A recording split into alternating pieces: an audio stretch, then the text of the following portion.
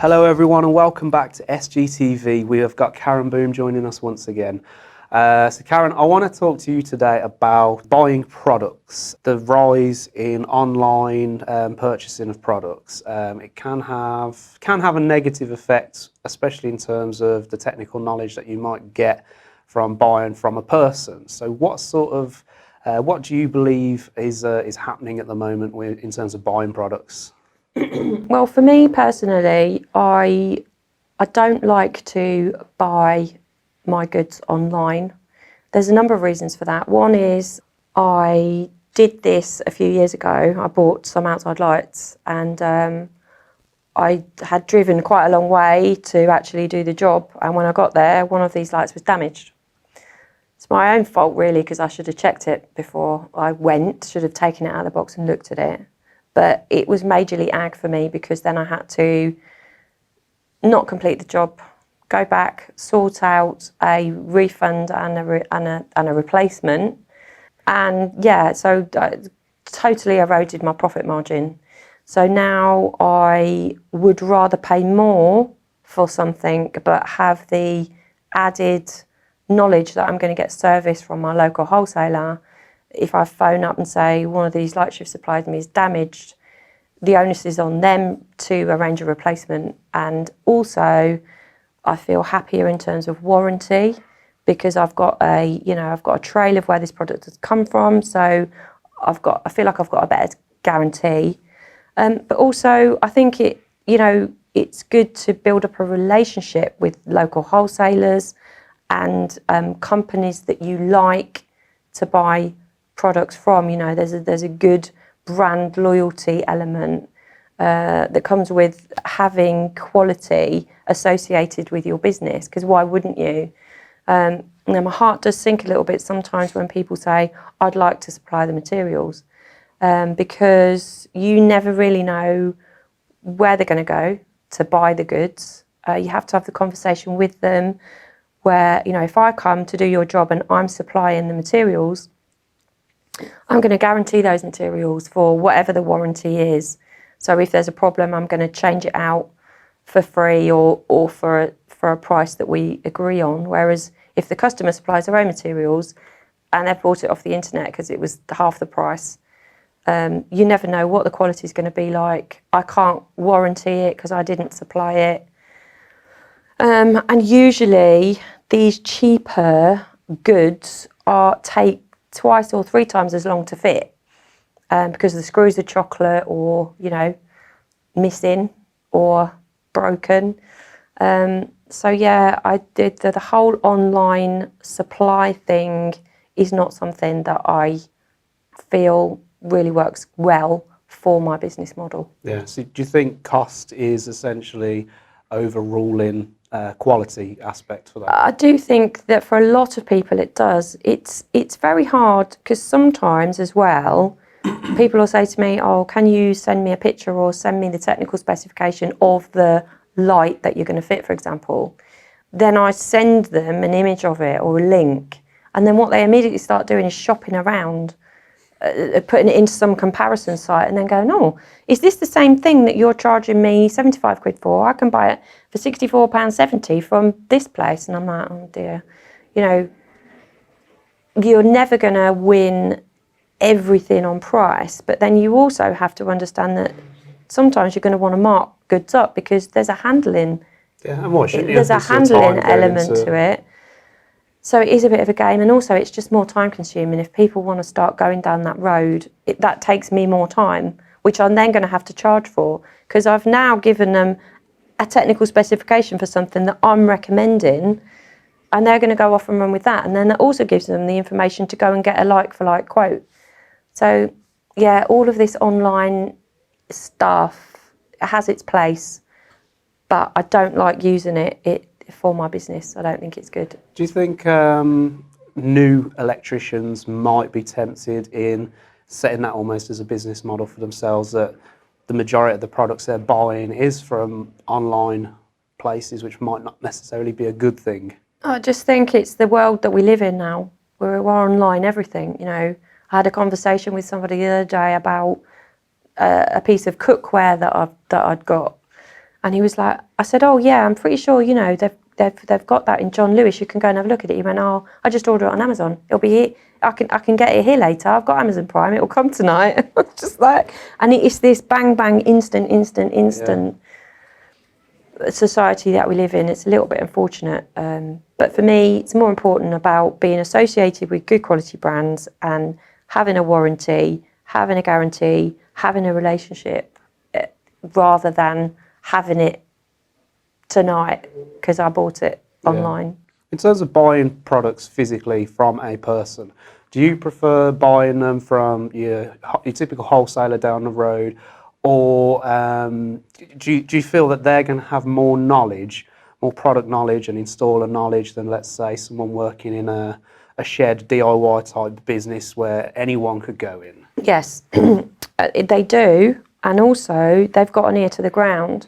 So there's been several instances where I've been into the wholesaler, for example, and I've seen something and I'm like, oh, these are new, or I haven't seen these before, or, you know, oh, I could see that they would perhaps work for a particular job that I've got in mind.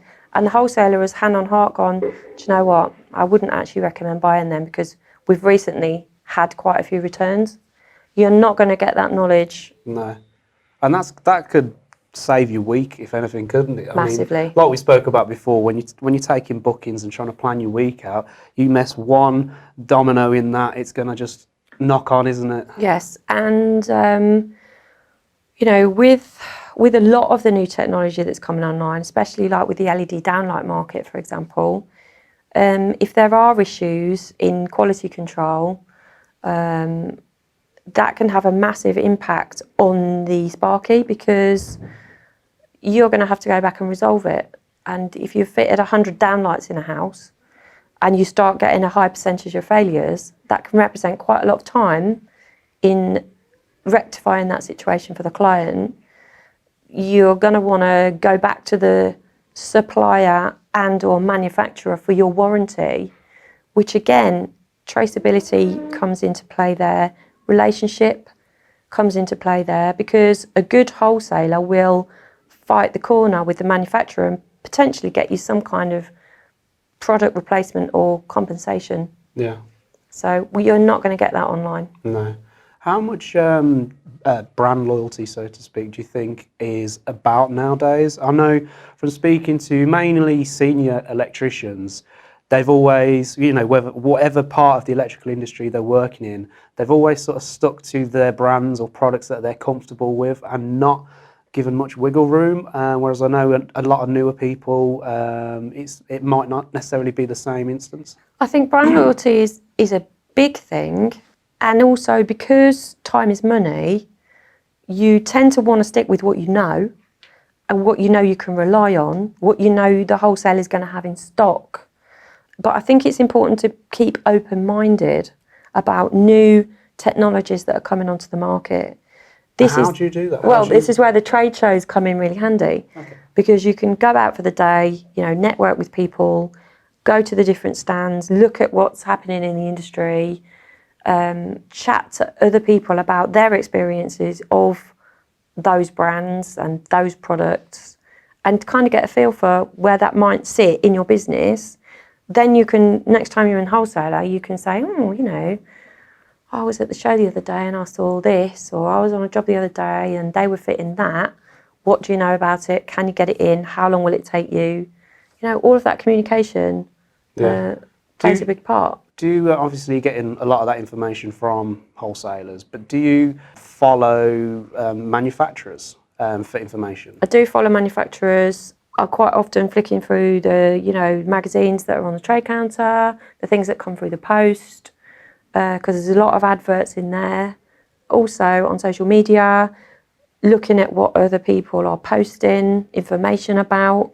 Obviously, you have to dilute some of it because, you know, it can be a bit arbitrary, and then you have to form your own opinion. But yeah, all of that stuff that's available online, the product research angle is, it's invaluable. Yeah, One thing we've tried to make things easier for the people out there is the Scolmore app. I will put a link and everything in the description, but we keep that up to date with new products, so always one to look out for if you are following us here at Scolmore.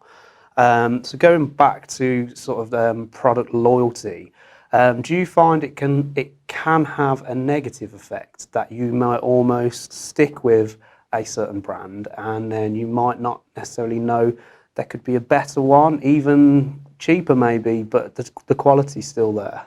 I've not really found that to be the case because I've been open-minded and also just keep my ear to the ground.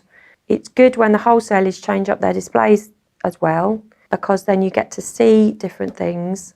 But yeah, for me on the whole though, I'm always going to stick with quality rather than price. Price comes into its own, but only to a certain extent. I'd rather be in the marketplace where I can charge a bit more, but install what I want to put in. Yeah, is that something you have to relay to your customers, that I could go and get you these sockets and switches and it cost you X amount, or I'd rather give you this which is going to last longer, but it is going to cost more? Yeah, I do find though that actually most of the time, the cost element it's comparable to the kind of customer that I'm dealing with. So I don't find often that I need to get involved in this price, or this price. I kind of tend to just let people know that I only want to install for them what I'd be happy to install myself.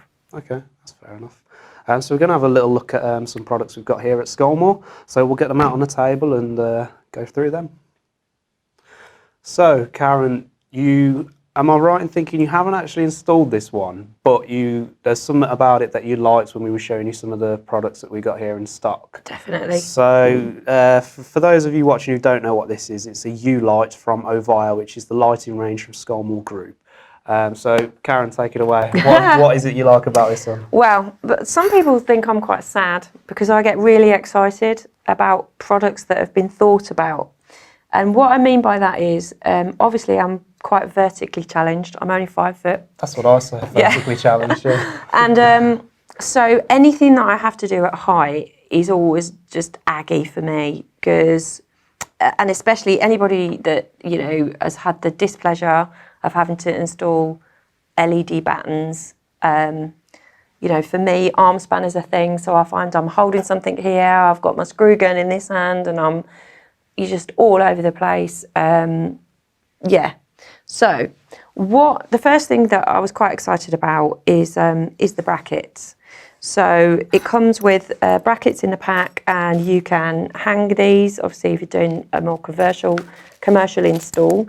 If you are putting this in somebody's garage, you take the hooks off and you've got your brackets here. So the first thing that I like about that is I've got my brackets up, and then all I've got to do is pop the light in position, and the light will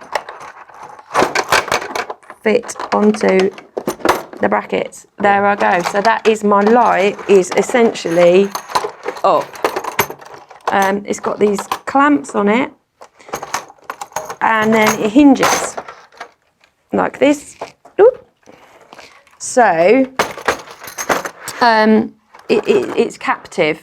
I haven't got to worry about putting it down and then treading on it when I get down off the ladder. It's here ready for me to just clip back in.